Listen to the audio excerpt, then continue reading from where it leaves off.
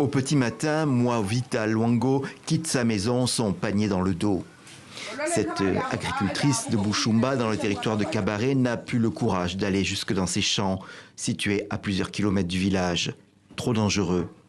À seulement une vingtaine de kilomètres de la ville de Bukavu, le chef-lieu du Sud Kivu, la guerre rôde toujours dans les collines.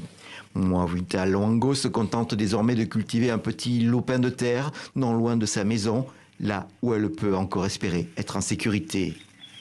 Mais son jardin, comme elle le sait, ne suffira pas. Depuis que la guerre a commencé chez nous, à Bushumba, nos cultures n'ont pas bien évolué. Tout a été détruit parce qu'on avait fui la guerre et on avait consommé les semences qu'on préparait pour les semis.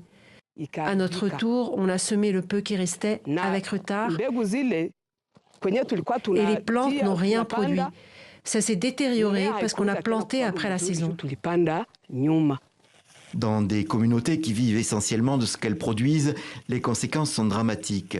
Dans le Sud Kivu rural, la faim et la malnutrition menacent. Les haricots, une mesure se vend à 5 000 francs congolais.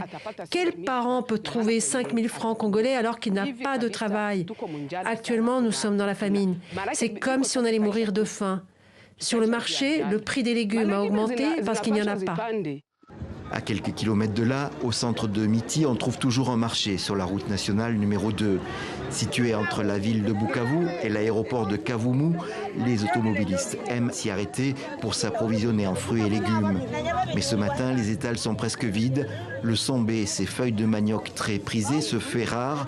Seules quelques villageoises ont réussi à en récolter et les prix montent en flèche. C'est à 500. Ce n'est pas 300? Non. Je vais te donner 300. Non, c'est 500.